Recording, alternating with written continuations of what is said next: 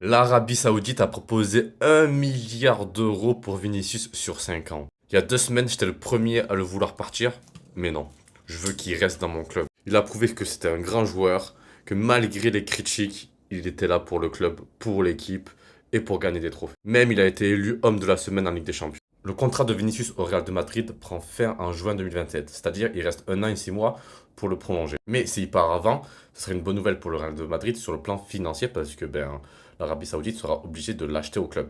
Et non de l'avoir gratuitement. S'ils veulent l'avoir gratuitement, il faudra attendre 1 an et 6 mois si Vinicius ne prolonge pas. Mais Vinicius, après son match face à Monaco, a déclaré qu'il voulait rester au Real de Madrid, que c'était son objectif premier. Actuellement, son salaire, c'est quoi? C'est de 18 millions net par an sans les primes depuis qu'il a gagné le prix The Best dénommé par la FIFA. Le Real de Madrid a déjà fait plusieurs propositions, dont une à 20 millions net par an, c'est-à-dire 2 millions de plus que son ancien contrat, ce qu'il a refusé. Mais actuellement, Vinicius est bien mieux sous l'ère Arbeloa que sous l'ère Xavi Alonso, et ça s'est vu sur le terrain. Surtout, ça s'est vu sur le fait que Arbeloa donne 100% confiance à tous ses joueurs, dont Vinicius. N'oublions pas que Arbeloa, c'était le premier à le soutenir, que ce soit pendant les matchs ou en conférence de presse, en disant que c'était un des meilleurs joueurs au monde et que c'était juste une phase et qu'il va redevenir excellent. Et grâce à cette pleine confiance que le coach madrilène donne à Vinicius, ça se voit sur le terrain qu'il joue beaucoup mieux et beaucoup plus libre.